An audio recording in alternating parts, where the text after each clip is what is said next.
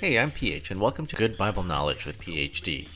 In this set of videos, I want to provide an enjoyable and helpful way to understand common questions about the Bible. I hope you'll find these videos helpful for your own spiritual journey in Jesus.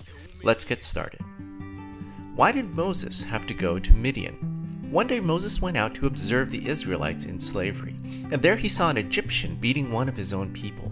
Moses made sure that no one was looking, and he killed the Egyptian and hid his body in the sand. The next day, when Moses attempted to settle a dispute, two men retorted back, "Who made you ruler and deliverer over us? Will you kill us like you killed the Egyptian?" When the news came to Pharaoh, Moses fled to Egypt to the land of Midian, and tired from his journey, he sat at a well. Now, why did Moses have to go to Midian? One could say that Moses went to Midian to save his own life. However, God had a more important reason. By killing the Egyptian, Moses presumptuously took it upon himself, through his own strength, to relieve the suffering of his people apart from the direction of God.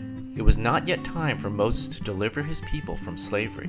This is why the words, "Who made you ruler over us?" was a very piercing question. Moses spent over 40 years by the well of Midian, where he started a family, tended sheep, and grew comfortable in his old age. And at a ripe old age of 80, Moses was now ready to carry out God's great work of deliverance.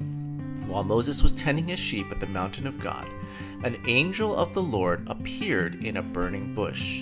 And Moses bowed down in fear and reverence, and the Lord spoke these words, "I have seen the affliction of my people in Egypt, and I have come to deliver them and bring them to a promised land flowing with milk and honey. Come, and I will send you to Pharaoh to deliver my people out of bondage. I will stretch out my hand and strike Egypt with wonders the world has never seen. And my people will not only leave Egypt, they will plunder Egypt of its riches." While this sounded like a great plan, Moses had a number of doubts.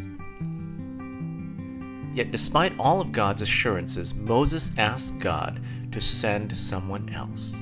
But God in his mercy provided a mouthpiece to speak on Moses' behalf, his brother Aaron. So Moses, together with his wife and children, went back to Egypt in obedience to the Lord. And the Lord said to Moses, "When you go back to Egypt, see that you do all the miracles that I have prepared for you to do. Know that I will harden Pharaoh's heart, but you will prevail. Thus all of Egypt will know that I am God." So why did God send Moses to Midian? Wouldn't it have been better or easier for God to lead Moses to deliver his people while Moses was in a place of power in Egypt?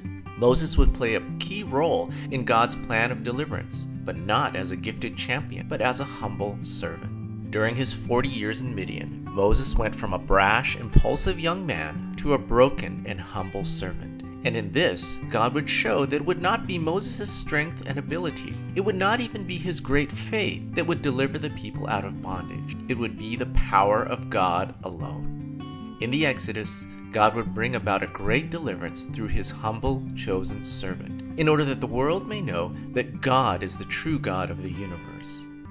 In the same way, Jesus, the Son of God, came to earth in the form of a little child, a humble servant. The Bible says there would be nothing about his physical appearance that would signify his importance and his worth.